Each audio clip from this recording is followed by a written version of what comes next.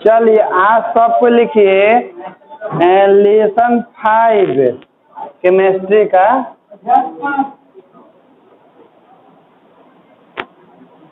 जिसका नाम है पृष्ठीय रसायन।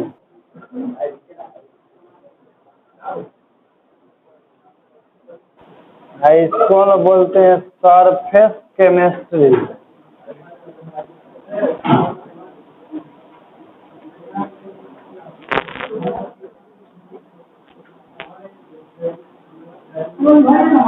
सबसे पहला टॉपिक दीजिएगा इसमें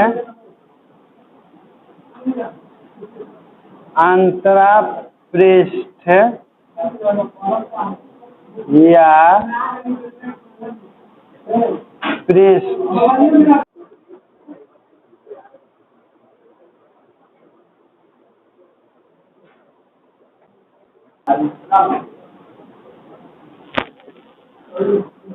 चैप्टर का नाम है पृष्ठीय रसायन, जिसको सरफेस केमिस्ट्री कहते हैं, और इसका पहला आपका टॉपिक है पृष्ठ या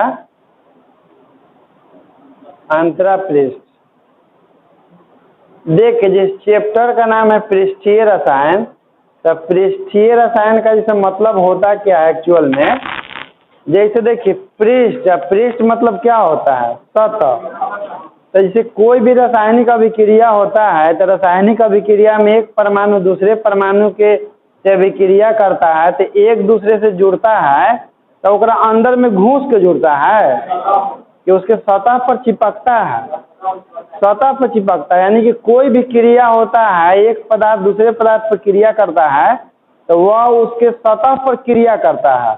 अब सतह पर क्रिया अलग अलग हो सकता है, अलग अलग पदार्थ होता है, अलग अलग पदार्थ का प्रकृति भी, इसलिए सबके सतह पर क्रिया भी अलग अलग होता है। किसी के सतह पर कोई मजबूती से चिपक जाता है तो कोई मजबूती से, जैसे मान ली कि दीवार पर चिपकाइएगा फेविकोल लगा के पोस्टर, सीना पर नहीं दीवार पर चिपकाते हैं तो कैसे चिपक जाता है आराम से।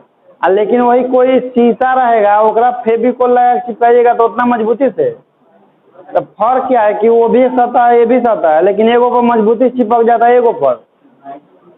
यानी कि दो पदार्थ के सतहों के बीच में जरूर कुछ ना कुछ होता है, तो वही सब बातों का स्टडी करना हमको पृष्ठीय रसायन में, कि किस तरह से कोई पदार्थ दूसरे पदार्थ पर अवशोषित होता है, या किसी में कोई, जैसे देखते हैं चना को डालते हैं तो चना पानी सोख लेता है, और जो कि पत्थर उथर सब डालते हैं तो वो पानी नहीं सोखता है, तो उसके पीछे भी कारण है सबके। तो सबसे पहले इसमें लिखिए अंतरापृष्ठ या पृष्ठीय। देखिए जैसे पृष्ठ क्या होता है, पृष्ठ एक दो प्रवस्थाओं को, यानी कि दो पदार्थों को अलग करने वाला जो सतह होता है वही पृष्ठ कहलाता है। जैसे देखिए मान लीजिए कि मेरा हाथ है, तो हाथ के ऊपर मेरे एक इस तरह का एक लेयर बना हुआ सतह, इसके अंदर में खून है, लेकिन देखिए इसके बाहर में सगरों कौन चीज हवा है, तो ये हवा हमारे अंदर के मटेरियल को अलग कराएगी नहीं, मेरा स्किन। तो ये अभी एक पृष्ठ हो गया, जैसे यही है तो इसके अंदर देखिए पेज है, यानी कि कॉपी ही है आपका, इसके बाहर में सब हवा है, इसके अंदर में मटेरियल है, या इस दोनों को अलग करने वाला ये वो सरफेस है, यही सरफेस क्या कहलाता है आपका। इसलिए परिभाषा होता है कि दो प्रवस्थाओं को अलग करने वाला कोई भी सतह होता है वही क्या कहलाता है, अंतरा। तो लिखिए दो प्रावस्थाओं को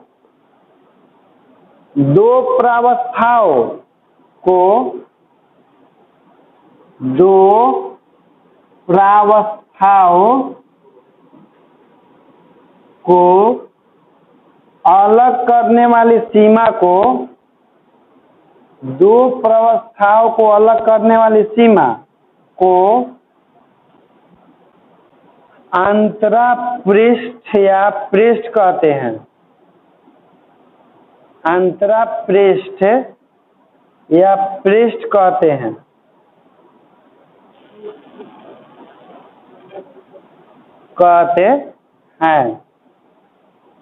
जैसे ठोस, द्रव या गैस की सतह, ठोस, द्रव या गैस की सतह है।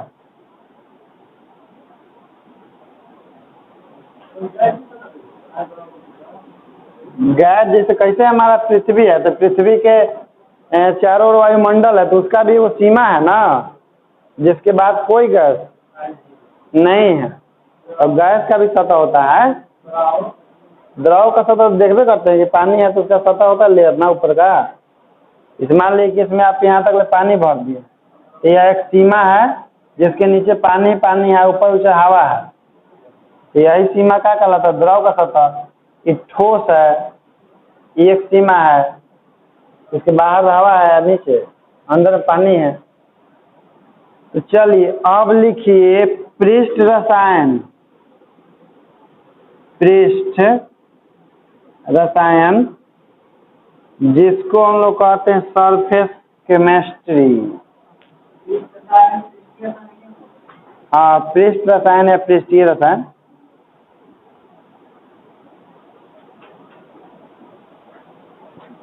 देखिए पृष्ठ रसायन होता क्या है कि किसी भी पदार्थ के सतह, सतह मतलब कि इंटरफेस, किसी भी पदार्थ का सतह और उस पर होने वाली भौतिक या रासायनिक प्रक्रियाओं का अध्ययन हम लोग केमिस्ट्री के जिस शाखा में करते हैं उसी को पृष्ठीय रसायन, मतलब किसी पदार्थ के सतह के बारे में पढ़ना है और उस पर कैसी कैसी भौतिक प्रक्रिया होती है, कैसी कैसी रासायनिक प्रक्रिया, तो इस सब का अध्ययन हम लोग जिस शाखा में करते हैं केमिस्ट्री का, उसी शाखा को कहते हैं पृष्ठीय। तो लिखिए अंतरापृष्ठ की प्रकृति, अंतरापृष्ठ की प्रकृति तथा उस पर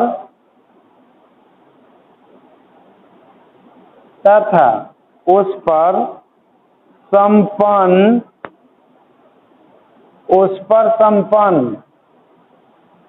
भौतिक तथा रासायनिक अभिक्रियाओं का अध्ययन, भौतिक तथा रासायनिक अभिक्रियाओं का अध्ययन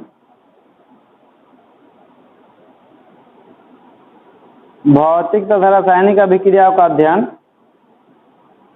पृष्ठ रसायन कहलाता है।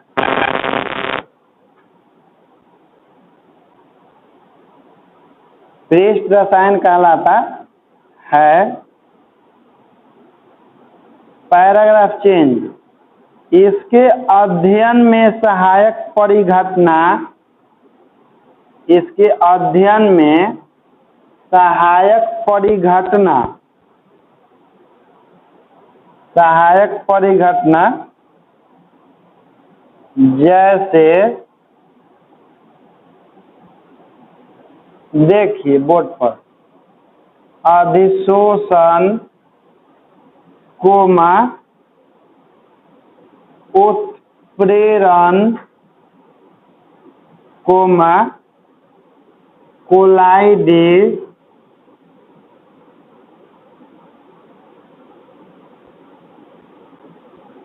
एवं इमल्सन या पायस, इमल्सन या पायस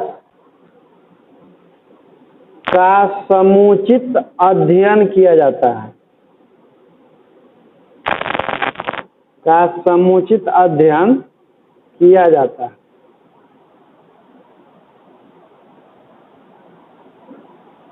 अध्ययन किया जाता है। इसमें हम लोग कौची का अध्ययन करते हैं, अधिशोषण के बारे में, उत्प्रेरण के बारे में, कोलाइडी और इमल्सन या पायस के बारे में।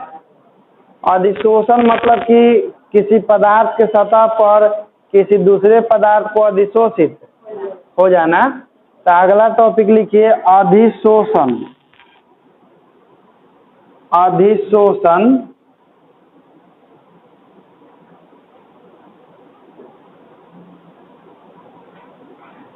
जिसको हम लोग बोलते हैं एडसोर्पण।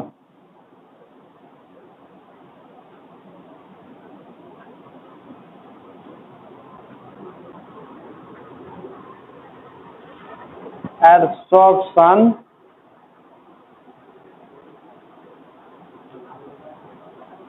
देखिए अधिशोषण क्या होता है, एक ऐसी प्रक्रिया जिसके द्वारा किसी ठोस पदार्थ के सतह पर कोई द्रव या गैस चिपक जाता है। जैसे देखते हैं दीवार वाल होता है तो दीवार पर कुछ समय के बाद देखते ही देखिएगा धूल जम जाता है सतह पर। तो ये सब किसका उदाहरण है? अधिशोषण का उदाहरण है, ठीक ना। जंग अधिशोषण में नहीं आता है, वो भी जैसे शोषण में आता है, वो आपका आगे पढ़ेंगे। लिखिए अधिशोषण में जिस प्रक्रिया द्वारा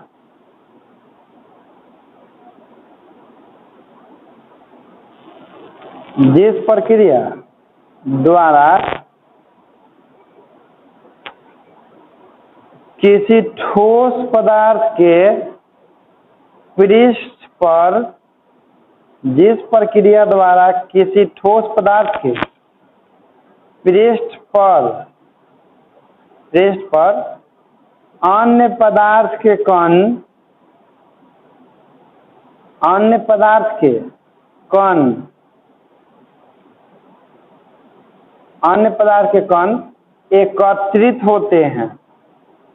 एकत्रित होते हैं उसे अधिशोषण कहते हैं। उसे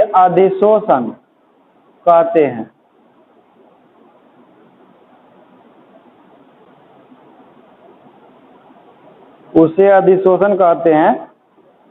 देखिए क्या बोले कि वह ऐसी प्रक्रिया जिसके द्वारा किसी ठोस पदार्थ के सतह पर अन्य पदार्थ के कण चिपकते हैं, चाहे वो ठोस ही काहे न चिपके ऊपर सतह पर। ठोस के सतह पर ठोस भी चिपकता है तो वो भी अधिशोषण में आता है। या ये अभी बोल सकते हैं कि एक ऐसी प्रक्रिया जिसके द्वारा कोई ठोस पदार्थ किसी दूसरे पदार्थ को अपने सतह पर चिपका लेता है, यानी कि सटा लेता है, तो उसको अधिशोषण कहते हैं। तो वो भी लिख लीजिए दूसरे शब्दों में, वैसी प्रक्रिया जिसके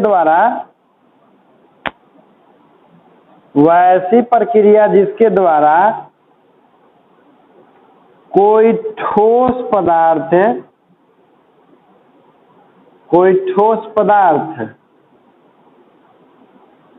अन्य पदार्थ के कण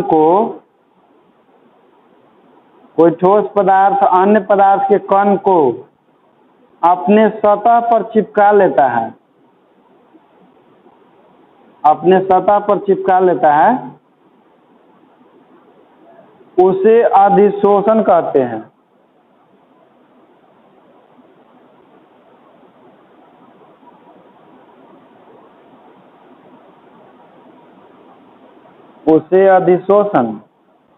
हैं।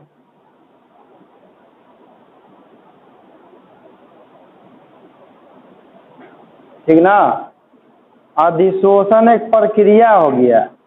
तो देखिए जो चिपकता है ना उसको बोलते हैं अधिशोष, और जो चिपका लेता है उसको बोलते हैं अधिशोषक।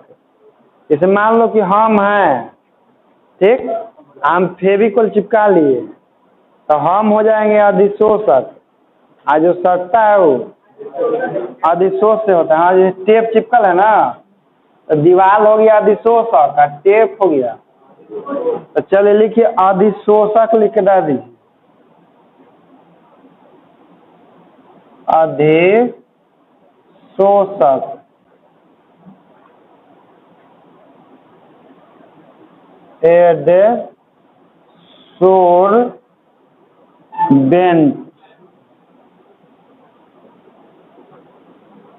एडसोर्बेंट। लिखिए जिस पदार्थ के पृष्ठ पर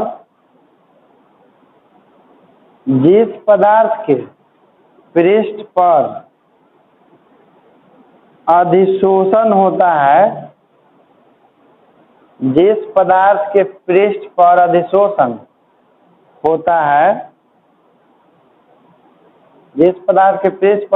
होता है उसे अधिशोषक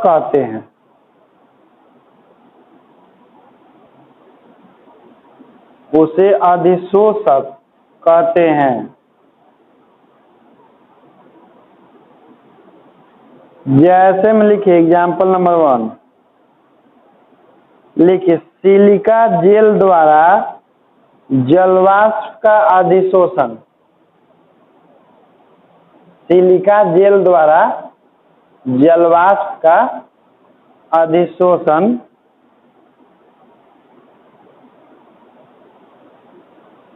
सिलिका जेल द्वारा जलवाष्प का अधिशोषण। सिलिका जेल देखे हैं कि नहीं?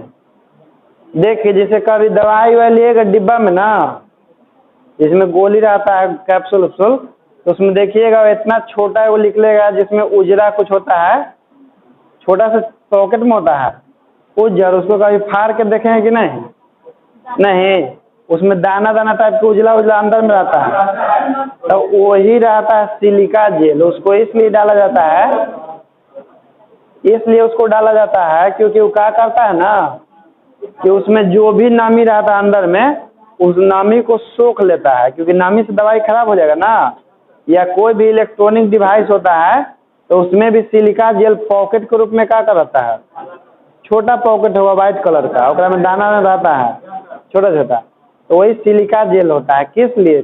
ताकि उसमें नमी आए तो नमी को क्या कर ले, सोख लेता है वो नमी को, जो भी उसके अगल बगल में नमी आता है। दूसरा एग्जाम्पल लिखिए, चारकोल द्वारा NH3 का अधिशोषण होता है।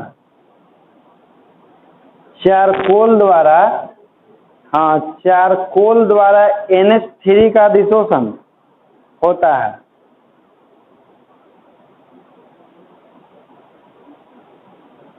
चारकोल द्वारा NH3 का अधिशोषण होता है। देखो चारकोल क्या होता है, ये चारकोल दो टाइप का होता है, कोई जंतु चारकोल होता है, एक ठो लकड़ी का चारकोल होता है। जब लकड़ी को हम लोग क्या करते हैं, किसी बर्तन में, किसी जार में रख करके इसको गर्म करते हैं लकड़ी के टुकड़ा को ना, तो इसमें जितना भी जलवाष्प होता है या नमी होता है सब वाष्प के रूप में बाहर आई सूख के दम खनखना जाता है, दम सूख के दम खनखना जाता है पूरा दम। छोटे छोटे छेद हो जाता है ना, एक अंदर में निर्वात क्रिएट हो जाता है, इसके अंदर से जलवाष्प निकलता है, इसके अंदर में इसके सतह पर कोई भी गैस दीजिएगा तो सतह को क्या कर लेगा, खींच लेता है, मतलब सोख लेता है। तो देखना है जोन अब्राहम चारकोल वाला कोई क्रीम के प्रचार करता है, इस चारकोल से बना होता है जो आपके अंदर के त्वचा के मैल को खींच लेता है। मतलब चारकोल जो है अधिशोषण का काम करता है, ये आपके त्वचा में कुछ रहेगा तो उसको क्या कर लेगा, वो अपने सतह पर खींच लेगा, ठीक ना।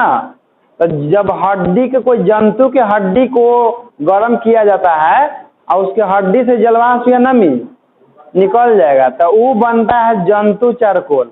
अब हमरा ये कंफर्म नहीं पता है से बनता है, वो फेर है, वो क्रीम वहाँ जो फेस वॉश है, और वही जंतु चारकोल हो गया, एगो हो गया लकड़ी का चारकोल। तो हड्डी से बनता है जंतु चारकोल। एग्जाम्पल सी लिखिए, निकेल धातु पर C2H4 का अधिशोषण। निकेल धातु पर C2H4 गैस का अधिशोषण। निकेल धातु पर C2H4 गैस का अधिशोषण। एगो और लिखिए एग्जाम्पल, लिखिए CH3COOH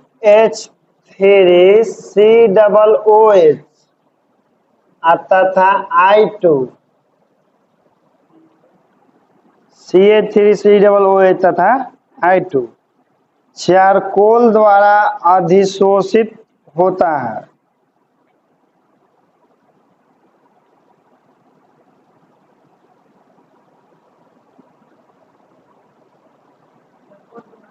अधिशोषित होता है। हाँ? कौन धातु? निकेल धातु बोले, आपका सुनिए। चल इसके बाद लिखिए अधिशोषित प्रावस्था, अधिशोषित प्रावस्था या अधिशोष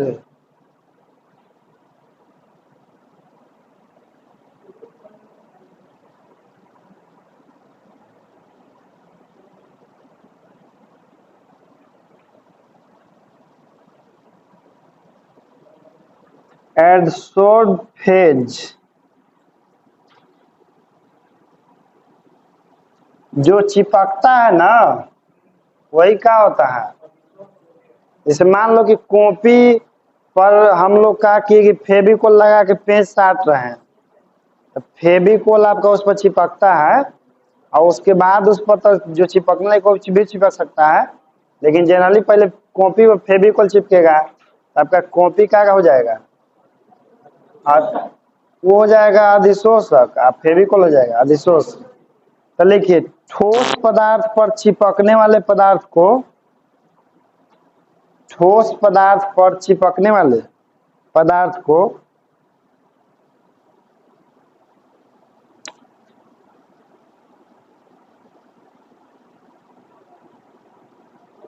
चिपकने वाले पदार्थ को अधिशोष से कहते हैं, अधिशोष से कहते हैं।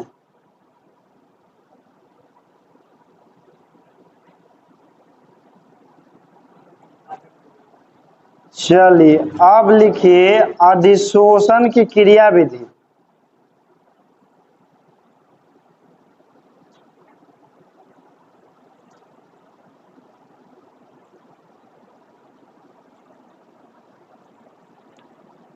अधिशोषण की क्रिया विधि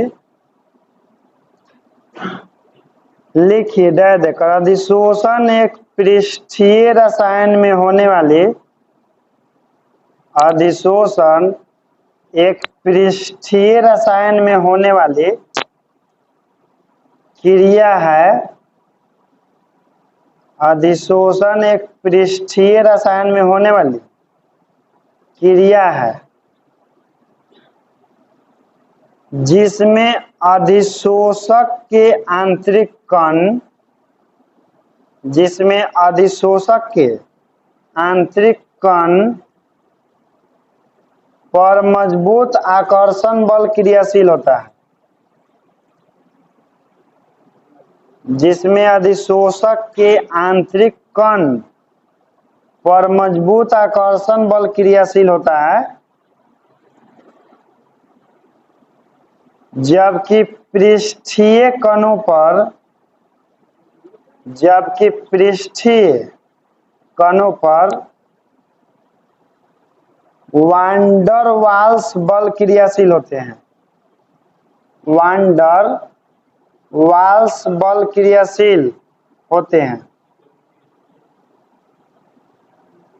क्रियाशील होते हैं। इन दोनों बलों के आकर्षण प्रतिकर्षण के फलस्वरूप, इन दोनों बलों के आकर्षण प्रतिकर्षण के फलस्वरूप एक कण पृष्ठ पर चिपक जाते हैं, एक कण पृष्ठ पर चिपक जाते हैं, पृष्ठ पर चिपक जाते हैं।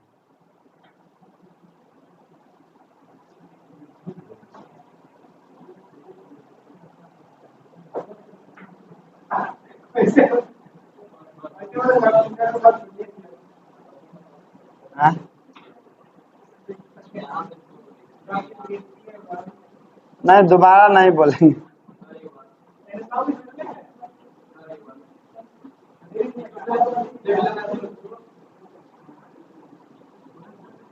डायग्राम बनाइए, डायग्राम।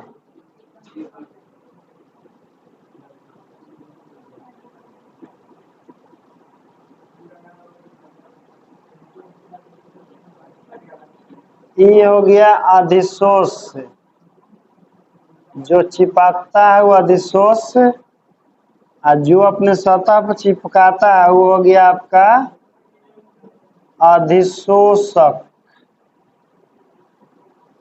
और ई हो गया, ये जो पूरा प्रक्रिया हो रहा है प्रक्रिया हो जाएगा आपका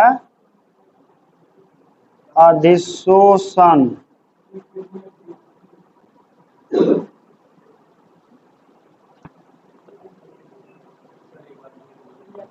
देखो जैसे कोई भी ठोस पदार्थ रहता है ना, तो ठोस पदार्थ के जो अंदर में कण होते हैं ये सब एक दूसरे से मजबूत आकर्षण बल कारण बंधे होते हैं, लेकिन ठोस पदार्थ के सतह पर कोई भी कण चिपकता है ऊपर तो एक कमजोर आकर्षण बल द्वारा बंधा होता है सतह के साथ, कमजोर बल द्वारा।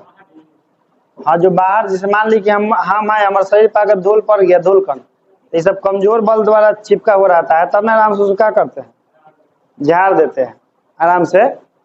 तो ठोस की सतह पर चिपकने वाला कम बल जो होता है, कण जो होता है कमजोर बल से जुड़ा होता है, और जबकि ठोस के अंदर कण मजबूत बल से जुड़ा होता है। तो कमजोर बल को ही कहते हैं वांडर वाल्स बल। इन्हीं बलों के आकर्षण प्रतिकर्षण कारण दूसरा कण जो आकर ठोस के सतह पर चिपक जाता है, तो वो अधिशोषण ही प्रक्रिया है, जिसके कारण सगरो दीवार पर देखिए कि धूल कण चिपका हुआ रहता है, ये आपके सतह पर भी आके चिपकता है शरीर पर।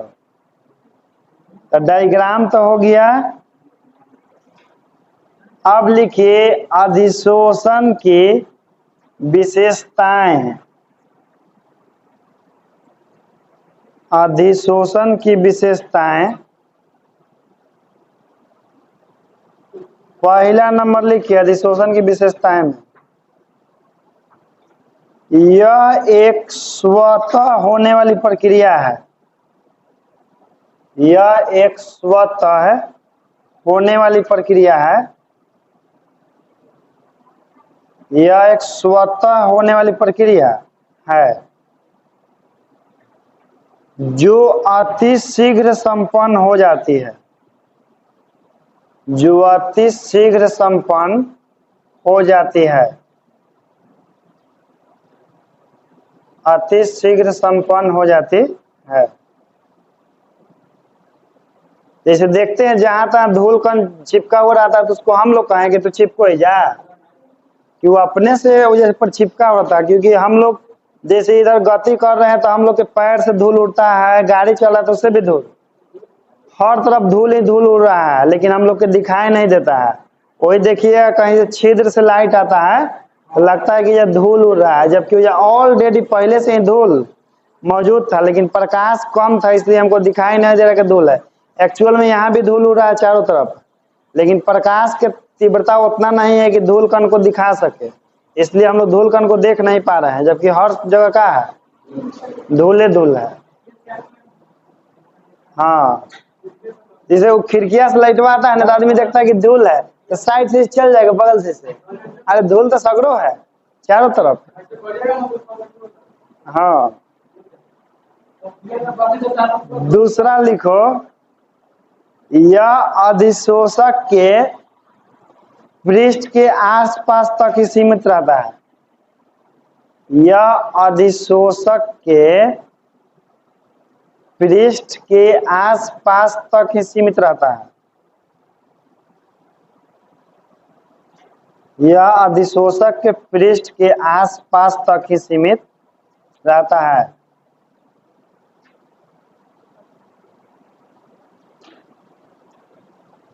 जैसे इस सतह के आसे पास में चिपका रहेगा, जिस सतह पर भी चिपका हुआ रहेगा, क्योंकि अगर अंदरों घुस जाएगा, जैसे हम लोग के शरीर पर धूल चिपकता है तो शरीर से अंदर घुस जाता है धूल, अंदर घुसता है तो हम लोग जल्दी बीमार पड़ जाते हैं। हाँ, भले जहां से जगह है वजह से घुस जाता है, नाक कान से। तीसरा लिखिए, इसके फलस्वरूप तंत्र की मुक्त ऊर्जा घटती है। इसके फलस्वरूप तंत्र मतलब सिस्टम, तंत्र की मुक्त ऊर्जा घटती है। मुक्त ऊर्जा घटती है। लेकिन साम्यावस्था में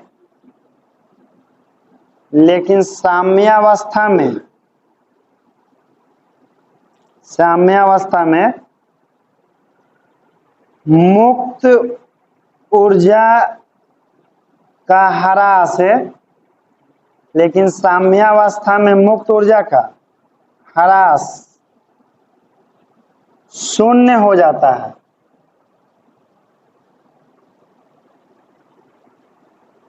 शून्य हो जाता है अर्थात डेल जी बराबर 0। मुक्त ऊर्जा को डेल जी से लिखते हैं, इसको बोला जाता है गिब्स एनर्जी। गिब्स एनर्जी का मान 0 होता है। देखिए कह रहे हैं कि साम्यावस्था में जैसे इसके सतह पर कण चिपकता है ना, तो इसका एनर्जी धीरे धीरे घटते जाता है। लेकिन जितना कण, देखिए जैसे मान लीजिए अंदर में 100 गो कण है, हम मान चलते हैं सर, इसके सतह पर भी 100 गो कण चिपक जाएगा, तो अंदर का सांद्रण बाहर का सांद्रण एक समान हो जाएगा। तो उस स्थिति को कहते हैं साम्यावस्था। यानी कि किसी पदार्थ के अंदर में सांद्रण जितना रहता है उतना ही उसके सतह पर भी सांद्रण हो जाता है कण का, बाहरी कण का। तो उस स्थिति में मुक्त एनर्जी का मान क्या होता है? यदि अंदर का सांद्रण ज्यादा रहेगा बाहर का सांद्रण, तो एनर्जी मुक्त होते रहेगा इस सिस्टम के द्वारा। कई गो लिखे? चौथा लिखिए, इसमें तंत्र की एंट्रोपी घटती है। इसमें तंत्र की एंट्रोपी घटती है। इसमें तंत्र की एंट्रोपी घटती है। पांचवा लिखिए, एंट्रोपी मतलब एनर्जी होता है, ठीक ना। ऊर्जा का ह्रास होता है तो ऊर्जा इसका धीरे धीरे क्या होते चलेगा, कम होते जाएगा। लेकिन साम्यावस्था में ऊर्जा का ह्रास शून्य होता है। पांचवा लिखिए, यह प्रक्रिया हमेशा ऊष्माक्षेपी होती है। यह प्रक्रिया हमेशा ऊष्माक्षेपी होती है। यह प्रक्रिया हमेशा ऊष्माक्षेपी होती है। अगला लिखिए, छठा नंबर, अधिशोषण हमेशा अधिशोषक के सतह पर होता है। अधिशोषण हमेशा अधिशोषक के सतह पर होता है।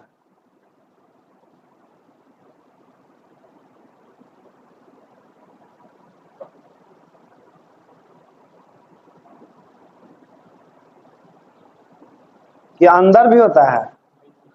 केवल सतह पर होता है। चलिए अब लिखिए, अधिशोषण के लिए अनुकूल स्थितियां। हाँ टॉपिक है, अधिशोषण के लिए अनुकूल स्थितियां। अधिशोषण के लिए अनुकूल स्थितियां। देखो जी, सबसे ज्यादा अधिशोषण के लिए अनुकूल स्थिति होता है कम ताप। कम ताप पर अधिशोषण सबसे अधिक होता है, ठीक ना। कैसे? ठंडा के दिन में ज्यादा शरीर में मैल बैठता है, गर्मी के दिन में? गर्मी के दिन में ना, लेकिन हम लोग के दिखाई देता है सबसे मैल कब? ठंडा के दिन में डेली लेट से नहीं आते हैं, गर्मी के दिन में।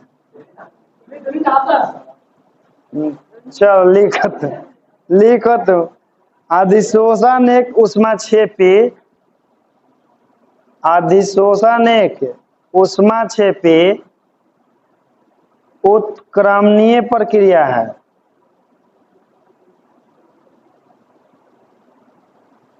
अधिशोषण एक ऊष्माक्षेपी उत्क्रमणीय प्रक्रिया है जो ताप घटने से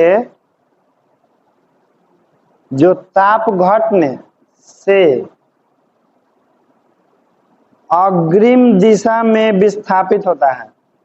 अग्रिम मतलब कि प्रोसेस जारी रहता है, अग्रिम दिशा में विस्थापित होता है, अग्रिम दिशा में विस्थापित होता है। अतः न्यून ताप पर अधिशोषण अनुकूल होता है। अतः न्यून ताप पर अधिशोषण अनुकूल होता है। अतः न्यून ताप पर अधिशोषण अनुकूल होता है।